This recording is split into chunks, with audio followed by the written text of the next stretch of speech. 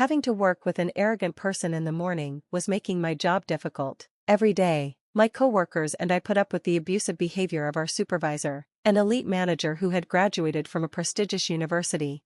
One day, I reached my limit and decided to confront her. She sneered, "You should talk to your bosses or something. I'm one of the elites, nobody's going to listen to a dropout like you." She seemed so sure of herself, but one word from the company president, who happened to be passing by, completely changed her attitude. "My name is Daniel Smith. I started working as a salesperson for a subsidiary of a big company right after high school. My father had been hurt in a motorcycle accident and couldn't work anymore, so I got this job to support my family. I was able to get the job thanks to my father's connections with the company. The people here got along well, and I enjoyed my work. My boss was nice, and my coworkers were easy to get along with, so I didn't usually have much to worry about. But today, I felt a little down." "Hey, Smith, isn't today the meeting with the head office?" my colleague asked. "Yes, it is," I replied. "That means she's coming here, right? I wish I could have taken the day off," he said. "Don't worry about it," I replied. "You don't have to deal with her directly." But honestly, I was feeling down, too. Just then, we heard her voice. Why weren't any employees waiting at the entrance for me? They knew I was coming, and this is how they react? She demanded angrily. My coworker muttered something and quickly left, avoiding her. The woman giving orders was Manager Jones. She regularly visited from the headquarters for meetings. She had graduated from a prestigious university and was hired directly into management, but she was arrogant and always looked down on us employees from the subsidiary. "Typical, uneducated and incompetent as usual," she said, clearly annoyed. "You all make me look bad. Let's start this meeting quickly. I don't want to spend any more time with you people than I have to." I apologized politely. "Sorry, ma'am, but we're still waiting for one more person who's on the way."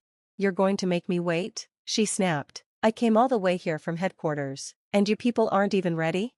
"You arrived 20 minutes early, ma'am," I said, though I tried to keep my tone respectful, but I was frustrated. She was always so unreasonable, and yet, because she was elite, we felt we couldn't stand up to her. We all talked about her behavior among ourselves at the subsidiary, but in the end, we always endured it without saying anything to her. Then, one morning, as I was driving to work, I prepared myself to face another difficult day. I noticed an elderly woman crouched in distress in the middle of the road. It was clearly an emergency, but most people around just pretended not to see her, not wanting to get involved. I rushed over and asked, "Are you okay, ma'am?" But she didn't respond. Her breathing was labored, and she couldn't speak clearly.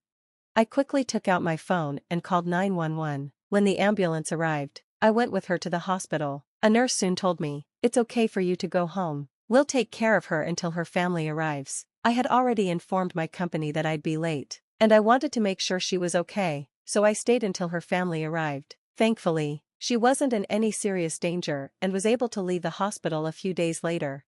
A few weeks later, I unexpectedly received a transfer order to the headquarters branch. It was a direct order from the company president. I wasn't sure if I should go, but my coworker said, "This shows they noticed your hard work. Go and do your best." Their encouragement helped me decide to accept the transfer.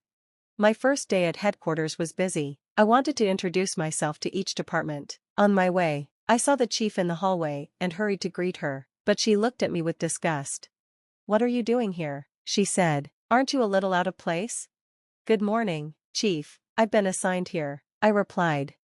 "Oh, you're being relocated here? What are they thinking?" She ignored my greeting and went on. "Having to breathe the same air as an uneducated idiot like you in the morning is going to ruin my whole day." I tried to stay polite. "Chief, I'm sorry if I made you feel that way."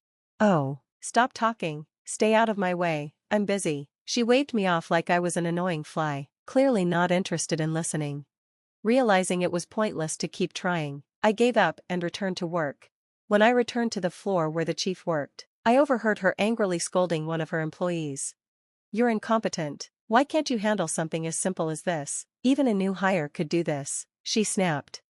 "I'm sorry," the employee mumbled, clearly upset about the mistake he'd made. He clenched his fists, bowed his head, and took the harsh words in silence.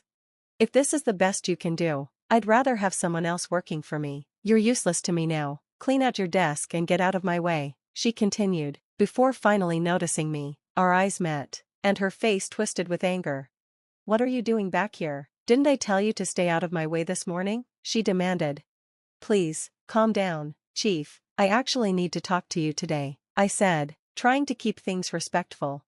Stop talking, I don't have time for incompetent people like you, she stormed off, slamming the door behind her. After she left, I approached the employee who had just been yelled at. He flinched at the sound of the door slamming. Is that typical of the chief? I asked. It happens every day, he replied with frustration. She constantly disrespects me. Careful, keep your voice down, or she'll hear you, I said, worried she might come back and give him an even harder time. I did my best to calm him down. I've been putting up with this for a long time, but I can't take it anymore, the employee said, stumbling to his desk. He pulled out a white envelope from a drawer. Is that a resignation letter? I asked. Yes, he replied. I've been thinking about this for a while. My previous job was peaceful and fulfilling, but ever since the chief arrived, this place has become unbearable. He looked sadly at his desk, covered in notes and documents. It was clear he had once loved his job and worked hard.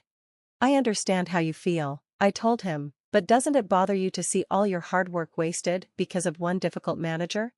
Of course it does, he sighed. I've worked hard here and been here longer than she has, but it's just.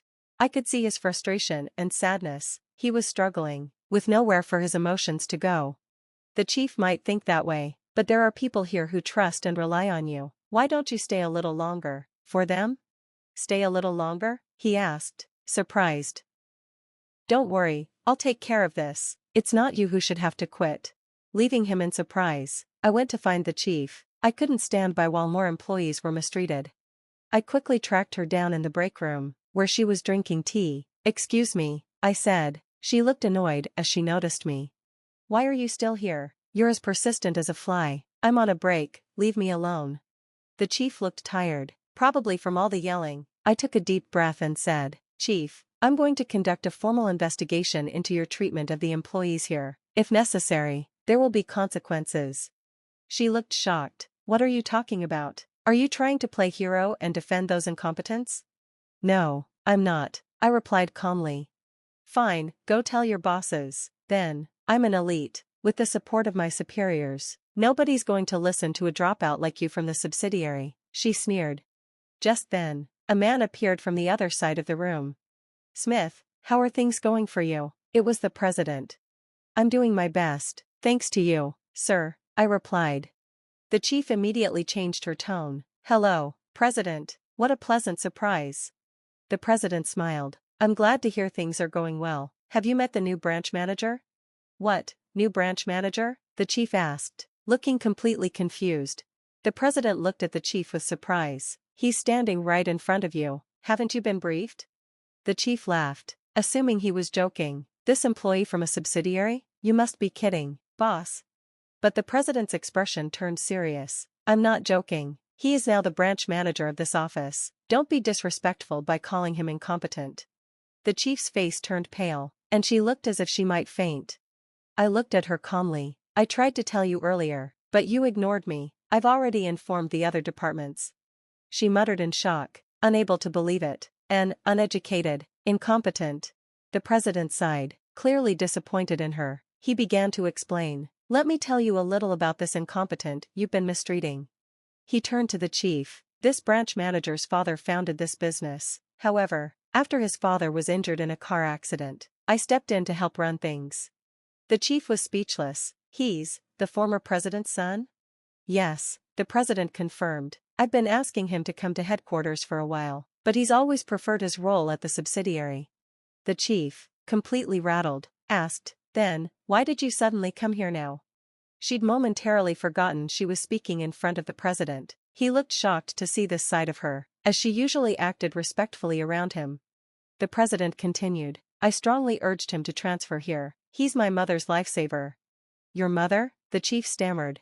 Yes, a few weeks ago, when an elderly woman was struggling in the middle of the road, he was the only one who stopped to help her. He called an ambulance and stayed with her until the family arrived, even though everyone else just walked by.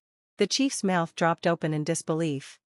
The president nodded. I didn't want him to stay buried in a subsidiary when he deserves so much more. That's why I made him the branch manager here. The chief, finally understanding the situation, looked completely defeated. On the day I was appointed branch manager, I had doubts about whether I was ready for the role. I had only worked at a subsidiary, and suddenly, I was being asked to lead a branch of the main office. But after hearing from the president and receiving my father's call asking me to support the company he had helped build, I made up my mind to accept.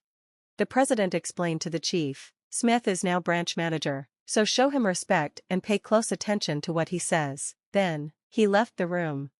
I turned to the chief and said, "You've been mistreating not just the employees from subsidiaries, but also your direct subordinates. I know what it's like to be looked down on because of my education level. Now that I'm branch manager, I can't overlook this anymore. Be prepared for the consequences." The chief sank to the floor and began to cry, her pride severely wounded. She had always looked down on me, only to find herself in a lower position. My difficult days were over. The next day, we began an investigation into the chief's behavior. After interviewing various employees, many reported the harsh comments and actions she had directed at them. Due to her misconduct, the chief was disciplined and left the company without a word. Her high self-esteem had taken a big hit. With her position now vacant, the president promoted the employee she had once yelled at to be the new chief. He had been with the company for many years, was dedicated to his work, and understood firsthand what it was like to be treated unfairly. I felt confident he would make a great leader who respected his team. As for me, I aimed to lead by listening to employees. I held regular meetings to hear their opinions, organized training for those in higher positions to help them become better leaders, and tried to stay connected with everyone, just as I had at the subsidiary. Thanks to these efforts, the company's atmosphere improved, and it became a much better place to work, reminding me of the warm, collaborative environment I had enjoyed at the subsidiary. "Smith, I'm sorry about what happened with Jones, but thanks to you, the company is doing very well," the president said. Sometime later, he invited me to his office for coffee to discuss the company's progress. "I'm getting older," he said thoughtfully. "Eventually, I'd like you to succeed me as president." "With all respect, Mr. President, I don't see myself becoming president," I replied. He looked surprised. "Why, your father would have wanted this too." "I want to work alongside the employees, supporting the company and being close to the customers. It'd be hard to do that if I were president." The president looked at me for a moment, then laughed. "You're a unique one, Smith. Most people would jump at this offer." "Maybe I'm a bit unusual," I admitted. "No, it's good," he said, clapping me on the shoulder. "That's exactly the kind of person we need here."